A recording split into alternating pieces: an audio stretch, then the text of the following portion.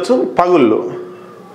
BRS పార్టీలు ఏమంటున్నారంటే కాళేశ్వరం దేశంలోనే నెంబర్ 1 ప్రాజెక్టు, అది తెలంగాణ రాష్ట్రానికే తలమానికం అనేది బీఆర్ఎస్ వాళ్ళు. అక్రమంగా వేల కోట్లు సంపాదించుకోవడం కోసమే, కమిషన్ల కోసమే కాళేశ్వరం కట్టిర్రు. అందులో పనిచేసేటోళ్ళే వేల కోట్లు సంపాదిస్తే కాళేశ్వరం కట్టిన కేసీఆర్ ఎన్ని వేల కోట్లు సంపాదించాలి, అది కాళేశ్వరం కాదు కమిషన్లేశ్వరం అని చెప్పి కాంగ్రెస్ పార్టీతో పాటు మిగతా పక్షాలన్నీ కూడా మాట్లాడుతున్నాయి. మనం చూస్తున్నాం పగుళ్ళు, మేడిగడ్డ పిల్లర్ కుంగింది అని చెప్పేసి అప్పుడు పెద్ద ఎత్తున వార్తలు వచ్చినాయి. అది వాస్తవం. బీఆర్ఎస్ పార్టీకి సంబంధించినటువంటి వాళ్ళు కాళేశ్వరానికి అనుకూలంగా మంచి ప్రాజెక్టుగా చెప్తే మిగతా వాళ్ళంతా కూడా కాళేశ్వరం కమిషన్ల కోసమే కట్టిరు అనేటువంటిది పెద్ద ఎత్తున చర్చ నడుస్తుంది ఇప్పటికీ. దాని మీద మన జనం టీవీలో మార్నింగ్ న్యూస్లో ఒక్కసారి మాట్లాడుకుందాం. ఒకసారి చూద్దాం మనం. ఇక ఈయన జస్టిస్ పీసీ ఘోష్ ఈయన ఆధ్వర్యంలో కాళేశ్వరం విచారణ కమిటీ ఏర్పాటైంది. ఆ విచారణ జరిగి మొన్న ప్రభుత్వానికి నివేదిక అందజేసిండు పీసీ ఘోష్.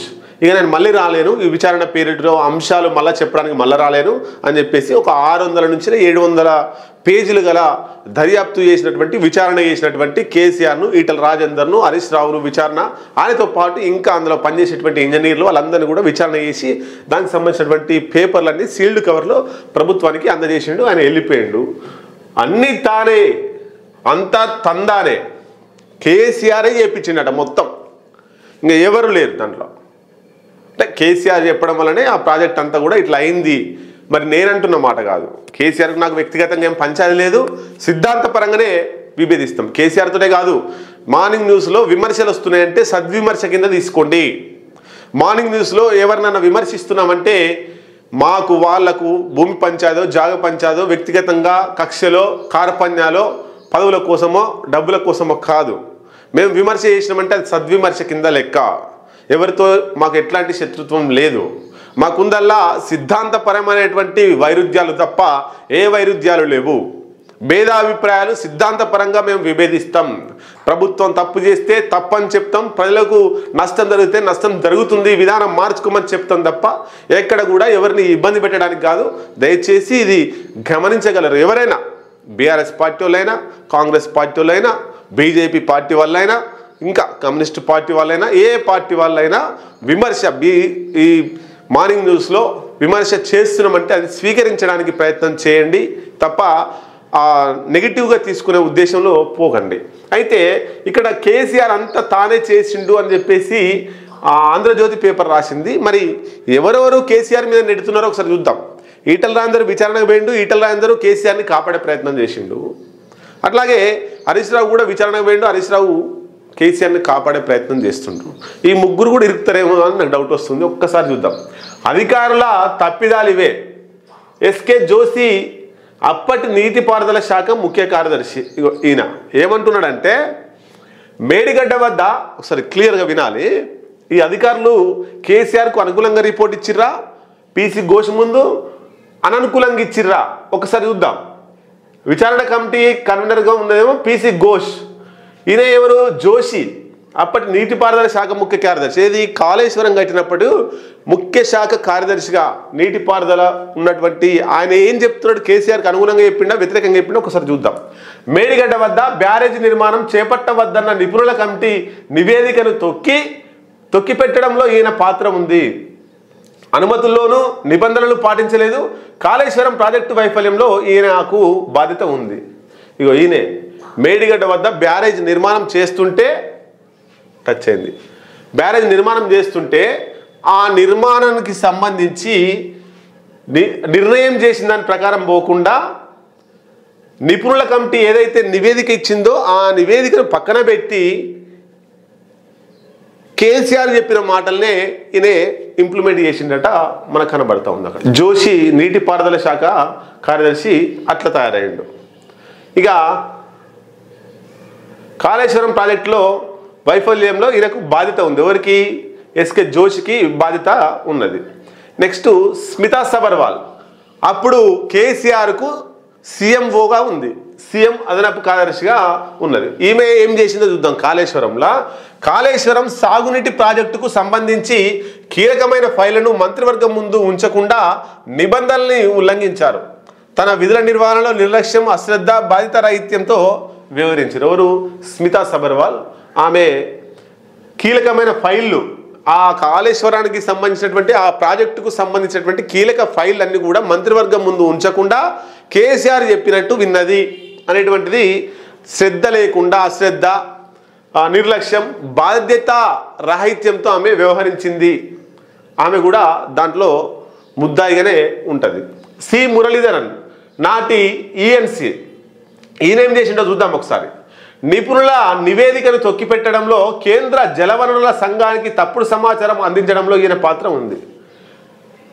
నిపుణులు ఇచ్చిర్రు ఎట్లా ప్రాజెక్టు కట్టాలనేటువంటిది ఒక రిపోర్ట్ ఇచ్చిర్రు. ఆ నివేదిక పక్కకు పెట్టి కేంద్ర జలవనరుల సంఘానికి తప్పుడు సమాచారం ఇచ్చిండు. ఇక్కడ కట్టొద్దట అంటే నిపుణుల కమిటీ ఎక్కడ కట్టాలో చెప్పింది అది పక్కకు పెట్టి, ఆడ కాకుండా కేసీఆర్ ఎక్కడ కట్టమన్నాడో అక్కడనే కట్టిండు. అది అక్కడ కడితే బాగుంటుందని చెప్పి కేంద్ర జలవనరుల సంఘానికి ఈయన రిపోర్ట్ ఇచ్చిండు. అసలు రిపోర్ట్ను పక్కకు పెట్టి కొత్త కేసీఆర్ తయారు చేసిన రిపోర్ట్ను జలవనరుల సంఘానికి, కేంద్ర జలవనరుల సంఘానికి ఇచ్చిండు. నెక్స్ట్ బి హరిరామ్, నాటి సి, నిపుణుల నివేదికను తొక్కిపెట్టడంలో బాధ్యుడు. సిడబ్ల్యూసికి తప్పుడు సమాచారం అందించడంలో ఈయన పాత్ర ఉంది. కాళేశ్వరం ప్రాజెక్టుకు ఎండిగా ఉన్నప్పటికీ బ్యారేజీల గురించి తనకు తెలియదని చెప్పినాడు. ఎండి, మేనేజింగ్ డైరెక్టర్ కాళేశ్వరానికి. మరి ఈ బ్యారేజీలు ఎన్ని ఉన్నాయి, ఆ బ్యారేజీల గురించి నాకు తెలియదు అన్నాడు. ఎందుకు? మరి కేసీఆర్ చెప్తే చేసిండు కాబట్టి ఆ కేసీఆర్ మీద నెట్టేయకుండా నాకు తెలియదు అని చెప్పేసి ఓడిపించుకున్నాడు. ఈయన కూడా సిడబ్ల్యూసికి తప్పుడు సమాచారం అందించారు. అంటే వీళ్ళంతా కూడా ఒక్కొక్కరు తప్పుడు సమాచారం. ఎందుకు తప్పుడు సమాచారం? అసలు నిపుణుల కమిటీ ఏమి ఇచ్చింది? ఇగో ఇక్కడ కట్టమని నిపుణుల కమిటీ ఇచ్చింది. అక్కడ కట్టడం కేసీఆర్కి ఇష్టం లేదు. మరి ఎక్కడ కట్టాలి? వేరే దగ్గర కట్టిండు. ఇక్కడ కడుతున్నామని చెప్తేనే కేంద్ర జలవనరుల సంఘం కానీ కేంద్రం నుండి పర్మిషన్లు వస్తాయి. అది పక్కకు పెట్టి ఆ నిపుణుల కమిటీ ఇక్కడే కట్టమన్నది అని చెప్పేసి కేసీఆర్ ఎక్కడైతే కట్టమన్నాడో అక్కడ నిపుణుల కమిటీ కట్టమని చెప్పిరని తప్పుడు సమాచారం ఇచ్చారు. వీళ్ళందరూ రాలే. ఇగో ఈయనే ఎవరు? ఎన్ వెంకటేశ్వర్లు, కె సుధాకర్ రెడ్డి, ఓంకార్ సింగ్. వీళ్ళు నిర్లక్ష్యంగా వ్యవహరించడం, నిజాయితీగా పనిచేయకపోవడంతో పాటు విచారణ కమిషన్ ఎదుట తప్పుడు సాక్ష్యాలు చెప్పిరట. దెబ్బైపోయారు. ఏదైనా జరిగిందే అయిపోయింది. కేసీఆర్ ముఖ్యమంత్రిగా ఉండే ఆయన కట్టమన్నట్టు కట్టిరు, అయిపోయింది. మరి విచారణ కమిటీ పోయినప్పుడు కూడా విచారణ కమిటీ ముందు సార్ తప్పు అయిపోయింది, ఆ పెద్ద మనిషి ముఖ్యమంత్రిగా ఉండే ఆయన మాట కాదనలేకపోయినాం, ఇక ఆయన చెప్పింది చేసినాం అని చెప్పి ఒప్పుకుంటూ అయిపోయింది. విచారణ కమిటీ పీసీ ఘోష్ కమిటీ ముందు కూడా వాళ్ళు తప్పే చెప్పిరట. ఇక లెవెల్గా పడతారు. హరిరామ్, నరేందర్ రెడ్డి, కేఎస్ఎస్ చంద్రశేఖర్, బసవరాజు, టి శ్రీనివాస్, ఓంకార్ సింగ్లను చట్ట ప్రకారం కఠినంగా శిక్షించాలి. వీళ్ళందరూ కేసీఆర్కు సహకరించింది వీళ్ళందరట. వాళ్ళందరూ మరి పోతారు. బ్యారేజీలు ఎప్పుడు ఎక్కడ ఎలా కట్టాలో ఆయనే చెప్పిరట. నీటి నిల్వ నిర్ణయం ఆయనదే. ఓ అండ్ ఎం చేయించలేదు, అంచనాలు పెంచింది, కాంట్రాక్టర్లను సవరించింది కేసీఆరే. బ్యారేజీలు కూలడానికి అవకతవకలకు కారణం కేసీఆరే. బ్యారేజీలు ఎక్కడ కట్టాలన్నది కేసీఆర్, హరీష్ సొంత నిర్ణయమే. వీళ్ళ నిర్ణయం తీసుకుని ఆ తర్వాత వ్యాప్కోస్కు బాధ్యతలు, హైపవర్ కమిటీ నిర్ణయాలన్నీ తుంగలో తొక్కేశారు. భారీ ఎత్తున ప్రజాధనం దుర్వినియోగానికి కారణమయ్యారు. మేడిగడ్డ 7వ బ్లాక్ పునరుద్ధరణ బాధ్యత ఎల్ఎన్టీదే. అన్నారం, సుందిళ్లలో లోపాలు సరిచేయాల్సింది నిర్మాణ సంస్థలే, అంటే ఎల్ఎన్టీ సంస్థ చేయాలి. కమిషన్కు కేసీఆర్, హరీష్ తప్పుడు సాక్ష్యాలు ఇచ్చారు. నిగ్గు తెలిసిన జస్టిస్ పీసీ ఘోష్ కమిషన్ నివేదిక. కాళేశ్వరం బ్యారేజీల కుంగుబాటుపై నియమించిన జస్టిస్ పినాకి చంద్ర ఘోష్ కమిషన్ నివేదిక సారాంశాలు ఇప్పుడు మేము ముందు చెప్పిన. ఇక చెప్పురు దీంట్లో దొంగెవరు దొరెవరు చెప్పురిగా. ఈటల రాజేందర్ ఏమైనా చక్కగా చెప్పిండా? పోయి చెప్పిండు కేసీఆర్ మంచోడు, అప్పుడు ప్రభుత్వం నిర్ణయమే, మంత్రివర్గ నిర్ణయమే అని చెప్పిండు. మంత్రివర్గ నిర్ణయం మీ దగ్గర ఒక కాపీ ఉంటుంది కదా, బయట పెట్టురు దమ్ముంటే. ఈటల రాజేందర్ దగ్గర ఉంటుంది, హరీష్ రావు దగ్గర ఉంటుంది, కేసీఆర్ దగ్గర ఉంటుంది. లేకపోతే కాంగ్రెస్ వాళ్ళు బయట పెడతారు రేపు ఎల్లుండో. ఎందుకంటే ఆల్రెడీ ఉంటుంది మంత్రివర్గ నిర్ణయాలన్నీ ఇప్పుడు ఉంటాయి, సచివాలయంలో ఉంటాయి. అది కూడా మాయం చేసిండు మరి కేసీఆర్. ఇట్లా తయారయ్యారు. మొత్తం మీద కేసీఆర్కు దగ్గర పడ్డది. ఏమవుతుందో చూడాలి.